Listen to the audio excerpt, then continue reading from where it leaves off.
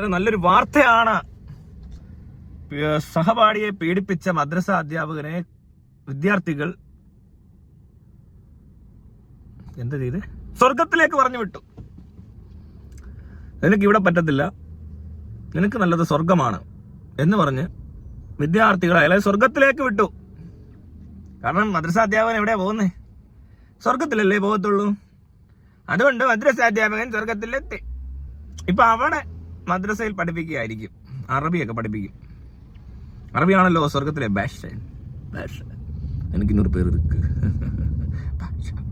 അറബി ഭാഷ എനിക്ക് 100 ഭാഷ അറബി.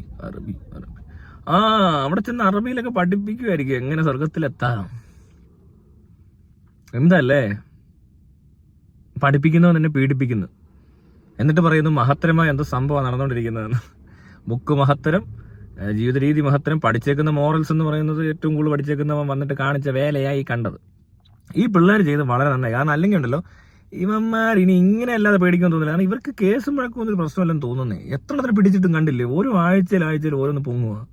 ഇപ്പൊ ഇച്ചിരി കുറഞ്ഞിട്ടുണ്ട് കഴിഞ്ഞ കുറച്ച് നാളുകളായിട്ട്. ഇനി വാർത്ത നിർത്തിയും അടുത്തിട്ട് ആർക്കും വലിയ താല്പര്യമില്ലാതെ മുസ്ലിം കുട്ടികൾ മരിച്ചാൽ എന്ത്, പീഡിപ്പിക്കപ്പെട്ടാൽ എന്ത് എന്നുള്ളൊരു സമൂഹത്തിന്റെ മൊത്തത്തിലുള്ളൊരു അവഗണന മൂലം എന്താ പറയുക, വാർത്തകൾക്ക് പ്രസക്തി ഇല്ലാതായപ്പോൾ വാർത്താ ചാനലുകൾ ഇത്തരം വാർത്തകൾ പുറത്തുവിടുന്നത് വലിയ സംഭവമാക്കാതെ ഏതെങ്കിലും ഒരു മൂലയ്ക്ക് കോളത്തിൽ ഒതുക്കിയതാണോ എന്നറിയത്തില്ല. കാരണം ഓരോ പ്രാവശ്യം ഇവിടെ കുട്ടികൾ മരിക്കുമ്പോൾ അത് മുസ്ലിം കൊച്ചാണെങ്കിൽ വലിയ താല്പര്യമില്ലെന്ന് ആളുകൾക്ക്. അതെന്തിനാട്ടെന്ന് അവിടെയൊക്കെ സ്ഥിരം അങ്ങനെ നോക്കാൻ പോയാൽ എന്തെല്ലാം കാര്യം നോക്കണമെന്നൊക്കെയാണ് ഓരോരുത്തർ വിചാരിക്കുന്നത്.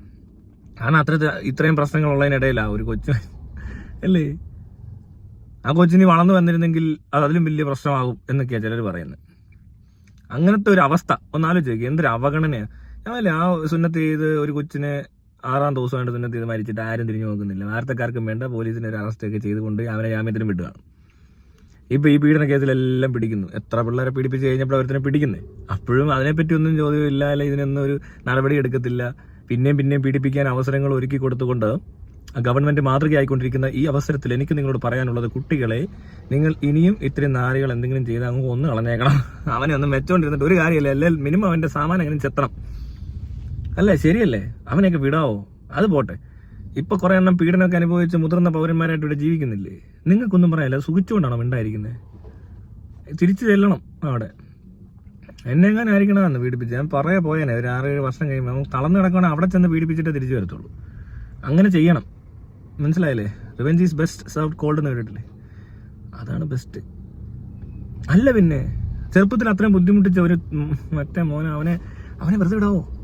അവനെ നമ്മൾ തിരിച്ചു വരണ്ടേ? സുഹൃത്തുക്കളെ, നിങ്ങൾ പീഡനം അനുഭവിച്ചിട്ടുണ്ടെങ്കിൽ അവനെ തപ്പിപ്പിടിച്ച് ചെന്ന് ഇതേപോലെ ഒരു ആവർത്തിക്കാതിരിക്കാൻ. നീ ഇപ്പൊ ഇങ്ങനെയൊക്കെ ചെയ്യുമെന്ന് കണ്ടു കഴിഞ്ഞാൽ പിന്നെ ഇവന്റെ തലയ്ക്ക് ഇത്രയും ഭ്രാന്തന്മാരുടെ ബോധം എന്ന് പറയുന്നത് വേറെയാ. മര്യാദയ്ക്ക് പറഞ്ഞാൽ അവർക്ക് മനസ്സിലാകത്തില്ലല്ലോ. അവരോട് പറഞ്ഞു കൊടുക്കാൻ ഇവിടെ ഒരു നിയമ സംവിധാനം വേണ്ട രീതിയിൽ പ്രവർത്തിക്കുന്നില്ല, മനസ്സിലായില്ലേ? അതുകൊണ്ട് നിങ്ങൾ ആരെങ്കിലും പീഡിപ്പിക്കപ്പെട്ടവരുണ്ടെങ്കിൽ, ഈ വീഡിയോ കാണുന്നവരുണ്ടെങ്കിൽ തീർച്ചയായിട്ടും ആ അധ്യാപകനെ തിരഞ്ഞു പോവുക, അവനെ കണ്ടെത്തുക, അവനെ പീഡിപ്പിക്കുക. അവനോട് ചോദിക്കണം, നിനക്ക് അന്ന് കുറെ ചുകിച്ചല്ലേ അടിച്ചണ്ടല്ലോ, ഇടിച്ച് അവന്റെ സാധനം കലക്കി അവനെ ഇല്ലാണ്ടാക്കണം. ചത്തുപോയ പോട്ടനാശം, മനസ്സിലായില്ലേ? അത് പിള്ളേർ തന്നെ ചെയ്യണമെന്നില്ല. മുൻപ് പീഡിപ്പിക്കപ്പെട്ടവരെല്ലാവരും ഒന്ന് തീരുമാനിച്ചാൽ തീരാവുന്ന പ്രശ്നമുള്ളൂ. അവർക്ക് സുഖിച്ച് കാണുമെന്ന് എനിക്കറിയത്തില്ല. ഇപ്പം ഇങ്ങനെയൊക്കെ കേട്ടിട്ട് ആകെ നേരെ ബാക്കിയുള്ളവർക്ക് സുഖിച്ചിരിക്കുക. ഏതൊരു കൊച്ചിന് ഇഷ്ടപ്പെടാഞ്ഞുകൊണ്ടാണ് അത് പീഡനമായതെന്നാണ് എനിക്ക് തോന്നുന്നത്. അല്ല, ഇത്രയും പോരല്ലോ. ആദ്യമായിട്ടല്ലല്ലോ ഒരു അധ്യാപകൻ പീഡിപ്പിക്കുന്നത്, അല്ലെ? മദ്രസ അധ്യാപകൻ ഒരു കൊച്ചിനെ മാത്രം പീഡിപ്പിച്ചപ്പോഴേ അറിഞ്ഞ് ഉടൻ തന്നെ അറസ്റ്റ് ചെയ്യുമെന്നും ആയിരിക്കത്തില്ല. അതായാലും വല്ലപ്പോഴും അങ്ങനെ സംഭവിച്ചു കാണും. പക്ഷെ അവൻ ഇങ്ങനെ കറങ്ങി നടന്ന് പീഡിപ്പിച്ച് ചുകിച്ച് വന്നപ്പോൾ ഇടയ്ക്കൊരു കൊച്ച് ഒന്ന് എതിർക്കുകയോ ഇഷ്ടപ്പെടാതെ വരികയോ, അതുമല്ലെങ്കിൽ അതിന് വല്ല ശാരീരികമായ അസ്വാസ്ഥ്യം ഉണ്ടായി ആശുപത്രിയിൽ ചെന്നപ്പോഴോ മറ്റോ ആയിരിക്കണം ഇവനൊക്കെ പിടിക്കപ്പെടുന്നത്. അതുവരെ ഇവൻ സുഖിച്ച് നടക്കുക. അവനെ വിടാൻ പാടില്ല. ഇതുപോലുള്ള പഴയ ആൾക്കാർ ജീവിച്ചിരിപ്പുണ്ടെങ്കിൽ അവനെയൊക്കെ ഉണ്ടല്ലോ കിട്ടുന്ന അവസരത്തിൽ വല്ലതൊക്കെ ചെയ്തേക്കണം, വിടരുത്. അവനെ തപ്പിയെടുക്കാൻ വലിയ പാടൊന്നുമില്ല ഈ വന്ന കാലത്ത്. ഫോട്ടോ പോസ്റ്റ് ചെയ്യുക, വണ്ടി കൊണ്ട് എന്ന് നൈസായിട്ട് തട്ടി താവട്ടം കിടുക, അത്രേ ഉള്ളൂ. അവനെപ്പൂർവ്വം അല്ലാത്തൊരു നരഹത്യ അല്ലേ? അല്ല, എന്താ ചെയ്യണ്ടേ? എനിക്ക് അറിയാവുന്നവരുടെ നല്ല എൻ്റെ ക്ലോസ് ആയിട്ടുള്ളിടത്ത് ചെയ്തിരുന്ന പോലും ഞാൻ അവനെ വെറുതെ വിടത്തില്ല. എൻ്റെ പരിചയത്തിൽ എൻ്റെ കൂട്ടുകാരനായിക്കോട്ടെ, ബന്ധു ആയിക്കോട്ടെ, മനസ്സിലായോ? അവരൊരു പീഡനം അനുഭവിച്ചിട്ടുണ്ടെങ്കിൽ അതിനന്ന് തക്കതായ ഒരു നടപടിയും ആരും എടുത്തിട്ടില്ലെങ്കിൽ ഇതേപോലെയുള്ള ചെറിയ കേസുകൾ പ്രതിയാവാൻ എനിക്കൊരു മടിയുമില്ല. കാരണം ഇതിലും വലിയ കേസിൽ പ്രതിയാവേണ്ട ഒരാള് നമ്മുടെ മുന്നിൽ കൂടെ അങ്ങനെ വിലസി നടക്കുമ്പോൾ അവനെ എങ്ങനെ വിടാൻ പറ്റുമോ? അവൻ അത്രയ്ക്ക് വലിയൊരു പ്രതി, ഇത്രയും വലിയ ക്രൂരകൃത്യം ചെയ്തൊരുത്തൻ. അതെന്തോ കാരണവശാൽ, അത് ഇയാൾക്ക് പറയാൻ പറ്റാഞ്ഞത് കൊണ്ടോ അയാളുടെ നിസ്സഹായാവസ്ഥ കൊണ്ടോ എന്തുവാണെങ്കിലും പേടിച്ചിട്ടോ അത് ചെയ്യാൻ പറ്റാതെ പോയതുകൊണ്ട് മാത്രം അവൻ അങ്ങനെ നടക്കുന്നുണ്ടെങ്കിൽ അത് എനിക്ക് വളരെ വേണ്ടപ്പെട്ടെടുത്താണെങ്കിൽ ചിലപ്പോൾ ഞാൻ ആ നിയമം ഞാൻ കയ്യിലെടുക്കേണ്ടി വരും. അല്ലേ, ശരിയല്ലേ? ഇത് കൊണ്ട് പരാതി എടുത്തിട്ട് എന്ത് കാര്യമല്ല, അങ്ങോട്ട് പറഞ്ഞിട്ടില്ല, ഇങ്ങോട്ടൊന്നും നോക്കിയിട്ട് കാര്യമില്ല, ഇതിവിടെ നിരന്തരം നടന്നുകൊണ്ടിരിക്കുന്നു, അതിനകത്തൊരുത്തം തേണ്ട എൻ്റെ വീട്ടിൽ കയറി. എന്നെയാണെങ്കിൽ പിന്നെ പറയണ്ട, ഞാൻ പതുക്കെ വരത്തുള്ളൂ. കുറച്ച് കഴിയുമ്പോൾ നമുക്കൊരു ഇത് വരുമല്ലോ, തോന്നൽ വരുമല്ലോ, നമുക്കിപ്പോൾ അവന് പണി കൊടുക്കാൻ സമയമായി എന്ന് തോന്നുമ്പോൾ ചെന്ന് വേണ്ട രീതി, ഞാൻ പറഞ്ഞില്ല revenge is best of cold എന്ന്, അതുപോലെ അങ്ങ് ചെയ്യണം. കുട്ടികളെ നിങ്ങൾ മാതൃകയാണ് ആയിരിക്കുന്നത്, ഇവനെയൊക്കെ ഇങ്ങനെ ചെയ്യാൻ പറ്റത്തുള്ളൂ. ഇതുപോലത്തെ ചെയ്ത് കൂടിയാൽ ഉറപ്പായിട്ടും ഈ അധ്യാപകരാക്കുന്ന ആ ഒരു ഇൻസ്റ്റിറ്റ്യൂഷൻ അതിന് വേണ്ട രീതിയിൽ നടപടിയെടുക്കും. കാരണം അവരുടെ പ്രോഡക്ട്സ് വഷളായി എന്ന് പറഞ്ഞൊരു കാര്യമില്ല, ഇല്ലാണ്ടാവുമ്പോഴേ അവർ നിർത്തുന്നുള്ളൂ. അല്ലെങ്കിൽ ഇതൊക്കെ ഇപ്പോഴേ നിന്നേനെ. അതൊരിക്കലും നിൽക്കുന്നില്ല എന്ന് പറയുമ്പോൾ ആ ഇൻസ്റ്റിറ്റ്യൂഷൻ, ഇവരെ പഠിപ്പിച്ച് പാസ്സാക്കുന്ന, പരീക്ഷ എഴുതിപ്പിക്കുന്ന, മാർക്കിടുന്ന ആ ഇൻസ്റ്റിറ്റ്യൂഷൻ ആരാണോ അവിടെയല്ല ഇതുപോലത്തെ ആൾക്കാർ ഇരിക്കുന്നതുകൊണ്ടാണ് ഇവർ ഇങ്ങനെയുള്ളവർ വരുന്നത്. അല്ലെങ്കിലും അങ്ങനെയുള്ളവർ വരത്തില്ല. മനസ്സിലായോ സുഹൃത്തെ? എങ്ങനെ പഠിച്ചു വരുന്നു അവൻ അതുവഴി? ആ ഗ്യാപ്പിൽ കൂടി ഇവൻ കയറി വരുന്നു. അവൻ പലയിടത്തും പണി കാണിച്ചിട്ടും കണ്ണടയ്ക്കുന്നു. ഇതിന് ആളെ കിട്ടാത്തതുകൊണ്ടാണോ ഇനി ഇൻസ്റ്റിറ്റ്യൂഷൻ എന്ന് എനിക്കറിയത്തില്ല. ഏതെങ്കിലും നാറിയെ കൊണ്ടാണെങ്കിലും പരിപാടി നടത്തിക്കൊണ്ട് പോകണം, അതുകൊണ്ട് ഇവനായാലും കുഴപ്പമില്ല, ഇവൻ 1-2 പിള്ളേരെ പീഡിപ്പിച്ചാൽ എന്താ, എനിക്ക് കിട്ടേണ്ട മുഴുവൻ എനിക്ക് കിട്ടണം എന്ന് പറഞ്ഞിരിക്കുന്ന ഏതോ ഒരു വൻ അധ്യാപകൻ എവിടെ ഉണ്ട് അല്ലേ?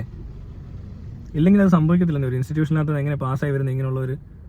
ഈ പരീക്ഷയിൽ ഇവർ ഹാൻഡിൽ ചെയ്യുന്ന കുട്ടികളെയാണ്, അല്ലെങ്കിൽ ഇങ്ങനെ ഒരു ഏരിയയിലാണെങ്കിൽ അതിനകത്ത് ഏറ്റവും കൂടുതൽ ടെസ്റ്റ് നടക്കേണ്ടത് ഇയാൾക്ക് ഇവരെ ഹാൻഡിൽ ചെയ്യാൻ അറിയാമോ, അവരെ ഉപദ്രവിക്കുമോ എന്ന് മാത്രമാണ്. അത് കഴിഞ്ഞിട്ട് മതി അവന്റെ എന്താ അക്കാഡമിക് ബ്രില്യൻസും മറ്റതും മറിച്ചൊക്കെ നോക്കാൻ. കുട്ടികളെ ഉപദ്രവിക്കുക, കുട്ടികളെ മാനസികമായോ ശാരീരികമായോ പീഡിപ്പിക്കാൻ സാധ്യതയുള്ളതായ, അല്ലെങ്കിൽ കുട്ടികളെ മര്യാദയ്ക്ക് ട്രീറ്റ് ചെയ്യാൻ അറിയാത്ത ഒരാൾ പോലും കുട്ടികളെ പഠിപ്പിക്കുന്നിടത്തോ അല്ലെങ്കിൽ കുട്ടികളുടെ പ്രദേശത്തോ എടുക്കാൻ പാടില്ലെന്നുള്ളത് വളരെ നിസ്സാരമായിട്ട് ചെയ്തെടുക്കേണ്ട ഒരു കാര്യമാണ്. അതിനധികം മെനക്കെടേണ്ട ആവശ്യമില്ല. അപ്പോൾ ആ കുട്ടികളെ പീഡിപ്പിക്കുന്നവനെ പോലും ആ ഒരു അധ്യാപകന്റെ വേഷം ധരിച്ച് ഒരു സ്കൂളോ മദ്രസയിലോ സ്കൂളിലോ എവിടെ എത്തിയാലും അവിടെ വരെ കൊണ്ടെത്തിക്കുന്ന ഒരു ഇൻസ്റ്റിറ്റ്യൂഷൻ ഉണ്ടെങ്കിൽ ആ ഇൻസ്റ്റിറ്റ്യൂഷന്റെ പ്രിൻസിപ്പൾ ആരായിരിക്കും?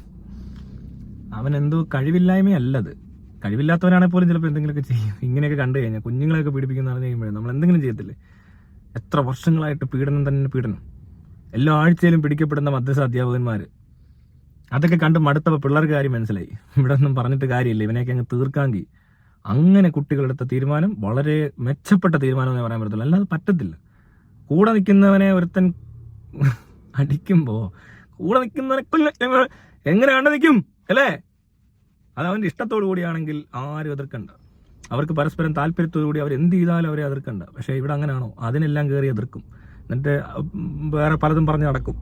പക്ഷേ പീഡിപ്പിക്കുന്നവനെ കാണുമ്പോൾ അത്രയ്ക്ക് അങ്ങോട്ട് എതിർക്കാൻ പറ്റത്തില്ല, അല്ലെങ്കിൽ ഭയങ്കര എതിർപ്പായി ഇതിനൊക്കെ. ഇതിപ്പോൾ ഒരു ഗേ സെക്സോ അല്ലെങ്കിൽ എന്തെങ്കിലും ടൈപ്പ് ഹോമോസെക്ഷുവാലിറ്റി വല്ലതും ആണെങ്കിൽ എന്തൊരു എതിർപ്പായിരിക്കും അല്ലേ ഇവിടെ കിടന്ന് ഈ പറഞ്ഞ ഈ ടീമുകൾ തന്നെ. പക്ഷെ പീഡിപ്പിക്കുമ്പോൾ ഇത് വേറെന്തോ പോലെ കൺസിഡർ ചെയ്യുന്നത്. അതും പ്രത്യേകിച്ച് മദ്രസ അധ്യാപകനോ പള്ളിയിലച്ഛനോ സാമിയോ വല്ലതൊക്കെയാണ്, അത് പിന്നെ പുണ്യപ്പെട്ട അടിയല്ലേ അങ്ങനെയൊക്കെ. എന്താണല്ലേ പുണ്യപ്പെട്ട കോണേ, ഓരോ പറയന്മാരിറങ്ങിക്കോളും നാറികൾ. എടാ, താല്പര്യത്തോടുകൂടിയുള്ള ആൾക്കാരെ കണ്ടെത്താൻ ഒരുപാട് മാർഗങ്ങൾ ഇവിടെ ഇല്ലേ ഇവനൊക്കെ? നിനക്കൊക്കെ പിള്ളേർക്ക് കാണാൻ ഇത്ര നിർബന്ധം? എന്തെല്ലാം മാർഗങ്ങളുണ്ട്. ഏതെല്ലാം ആപ്ലിക്കേഷൻസിൽ പോയി നോക്കിയാൽ, ഡേറ്റിംഗ് സൈറ്റുകളിലൊക്കെ ചെന്നാൽ വേണ്ട പോലെ നിനക്ക് ആവശ്യമുള്ളത് കിട്ടണം. കുട്ടികളെ കിട്ടത്തില്ല എന്നാണ്. അപ്പോൾ കുട്ടികളെ തന്നെ വേണമെന്നുള്ളവനാണോ ഈ മദ്രസയിൽ പഠിപ്പിക്കാൻ വേണ്ടി ഒരു തീരുമാനം എടുക്കുന്നത് മുന്നേ തന്നെ എന്ന് നമുക്ക് സംശയിക്കേണ്ടിയിരിക്കുന്നത്. കാരണം അവിടെ ചെല്ലുന്നവന് അറിയാമല്ലോ, നേരത്തെ അറിയാമല്ലോ, കണ്ടേക്കുന്ന മൊത്തം ഇതാണല്ലോ. അപ്പോൾ ഇങ്ങനത്തെ ചെറിയ പിരിയുള്ള ആളുകൾ നേരെ ചെന്നിട്ട് എന്ത് ചെയ്യുമെന്നറിയോ? മദ്രസ അധ്യാപകനായേക്കാം, എന്താ പഠിക്കണമെന്ന് ചോദിച്ചാൽ ദാണ്ട് അറബി പഠിച്ചാൽ എന്ന് പറയും. ഇരുന്നങ്ങ് പഠിക്കുമ്പോൾ വേണം 1-2 വർഷം പഠിക്കുന്ന ഇടയിലും പുള്ളിക്ക് വലത് നടക്കുമല്ലോ ഗ്യാപ്പിലൊക്കെ. പഠിച്ചങ്ങോട്ട് ഇറങ്ങിക്കഴിഞ്ഞാൽ പിന്നെ ചാകര. പിന്നെ ഇവിടെ എന്തെങ്കിലും പാളിയാലും അവിടെ നിന്ന് സ്ഥലം മാറ്റി വേറെ എവിടെയെങ്കിലും പോവാം. ഇവന്മാരെ അധികം പേര് സംശയിക്കത്തില്ല. വല്ലപ്പോഴും പിടിക്കുന്നത്. ഇപ്പോഴും പീഡനം നടന്നുകൊണ്ടിരിക്കുക. നമ്മൾ ഈ സംസാരിച്ചുകൊണ്ടിരിക്കുന്ന സമയത്ത് ഏതോ മദ്രസയിൽ ഒരു കുട്ടിയുടെ പൊളിയുന്നുണ്ടാവും, വേനെടുത്ത് കരയുന്നുണ്ടാവും. കൊച്ചൊന്ന് ആലോചിച്ച് നോക്കുക നിങ്ങളൊക്കെ കൂടെ. ഇതൊക്കെ നിർത്തേണ്ടത് ആരാ? ഗവൺമെന്റ് ചെയ്യുന്നില്ല, പോട്ടെ. മുന്നേ പീഡനം അനുഭവിച്ചവർ അനങ്ങുന്നുണ്ടോ? ഇല്ല. മുസ്ലിം കമ്മ്യൂണിറ്റി മൊത്തത്തിൽ അങ്ങോട്ട് അത്രയ്ക്ക് അങ്ങോട്ട് അനങ്ങുന്നില്ല. ഇങ്ങനെയാണോ ചില കാര്യങ്ങളൊക്കെ? വല്ല നബിദിനെന്നൊക്കെ പറഞ്ഞ് വല്ലവനും പറയണം, അപ്പം കാണാം ഇവിടെ കിടന്നുകൊണ്ട് ഇളകി മറിയുന്നത്. വെറുതെ പറഞ്ഞാൽ മതി, എന്തോ ഒരുത്തം പറഞ്ഞെന്ന്. ഇവിടത്തെ ചെയ്തോണ്ടേ ഇരിക്കുന്നവന് അത് ഒരു കുഴപ്പമില്ല. ഇങ്ങനല്ല അത് കേട്ടോ. മറ്റേതൊക്കെ വന്നാണല്ലോ വിഷയം മാറും. അതിനകത്ത് സീനൊന്നും ആലോചിച്ചു. നിങ്ങൾ ഈ കേട്ടോണ്ടിരിക്കുന്നവർക്ക് എല്ലാം അറിയാമല്ലോ അങ്ങനെ ഒരു സംഭവമാണ് നടക്കുന്നതെങ്കിൽ.